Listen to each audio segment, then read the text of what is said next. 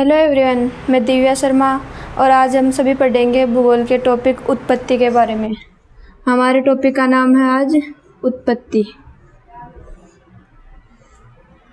उत्पत्ति के संदर्भ में हम पढ़ेंगे कि सन 1912 में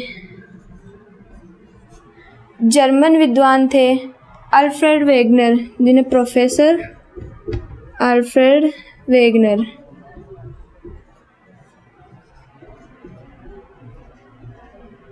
इन्होंने सन 1912 में महाद्वीपीय विस्थापन सिद्धांत प्रतिपादन किया। क्या था? महाद्वीपीय विस्थापन का सिद्धांत।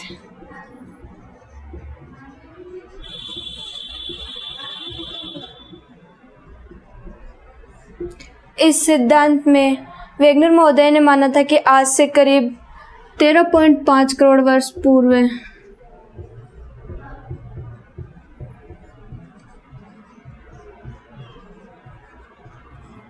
मेसोजोइक काल के प्रारंभ में, कौन से? मेसोजोइक काल के प्रारंभ में, जिसे हम सभी मध्यजीवी महाकाल भी कहते हैं,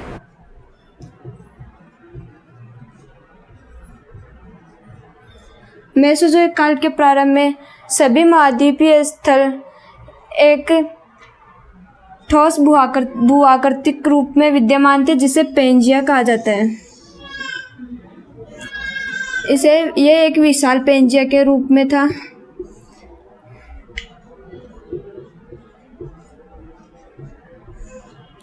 इस पेंजिया के मध्य, विशाल महाद्वीपीय स्थलाकृति पेंजिया के मध्य एक उथला और संकीर्ण सागरीय था, जिसे टेथिस सागर कहते हैं।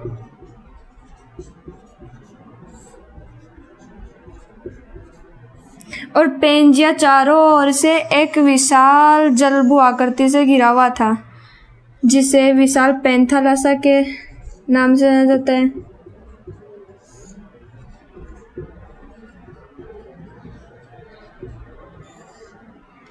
इसमें वेगनर महोदय ने माना कि संवहनीय धाराओं की वजह से ये पेंजिया दो टुकड़ों में टूट गया और जो उत्तरी भाग था, जिसे अंगारा लैंड कहते हैं, यह उत्तर की ओर खिसकने लगा और जो दक्षिणी भाग था, जिसे गोंडवाना लैंड कहते हैं,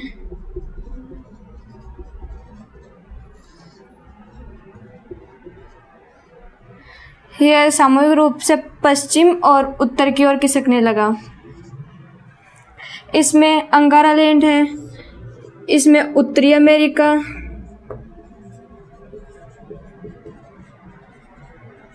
यूरोप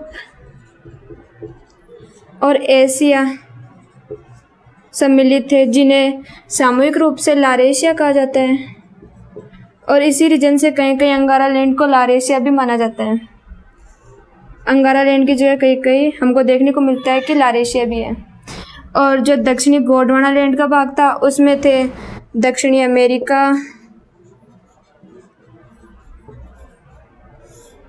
दक्षिणी अफ्रीका, अंटार्कटिका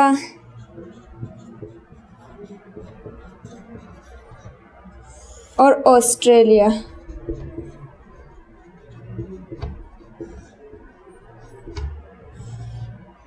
अब इसमें आगे पढ़ेंगे हम ऑस्ट्रेलियन प्लेट,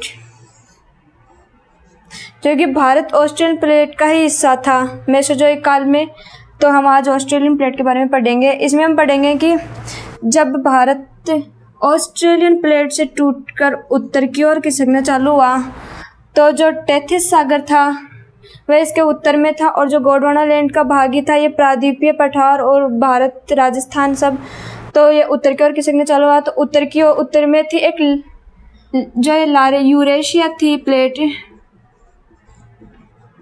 यूरोप और एशिया के सामूहिक रूप से जो प्लेट थी उससे टकराया, और इसी के कारण वलित पदार्थों के निक्षेपण और जमाव की वजह से यहाँ पे आल्प्स पर्वत श्रेणियाँ और इसी में शामिल है हिमालय, और अरावली पर्वत श्रेणी, इन सभी का निर्माण हुआ। जब ये गोंडवाना लैंड की प्लेट टूटकर उत्तर की ओर खिसकी तो ये यूरेशिया प्लेट से टकराई। खुद से बड़ी प्लेट यूरेशिया उस वक्त इनसे बड़ी प्लेट थी गोंडवाना लैंड की से, और इसी में आल्प्स पर्वत, हिमालय और अरावली पर्वत श्रेणी का निर्माण हुआ। इसी में आगे जब ये सब टकराए तो आज हम देखते हैं कि थार का मरुस्थल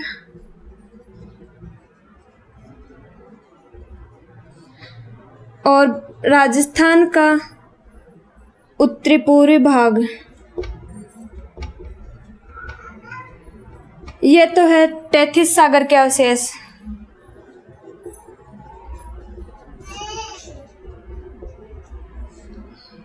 और इसी के साथ में जो अरावली पर्वतमाला और राजस्थान का उत्तरी पश्चिमी भाग, ये प्रायद्वीपीय पठार के जमाव के कारण हुए हैं। इसमें आज भी हम देखते हैं कि तैथिस सागर के अवशेष के रूप में राजस्थान में सांभर झील,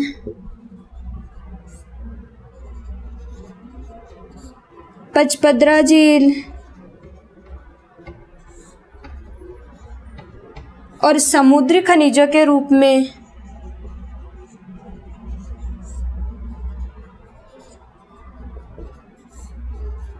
लाइमस्टोन,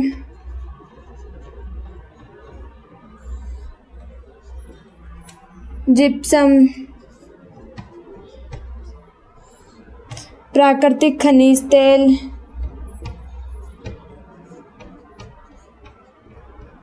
आदि राजस्थान में पाए जाते हैं। तो इस प्रकार हमने आज राजस्थान की उत्पत्ति के बारे में विस्तार पूर्वक पढ़ाई की।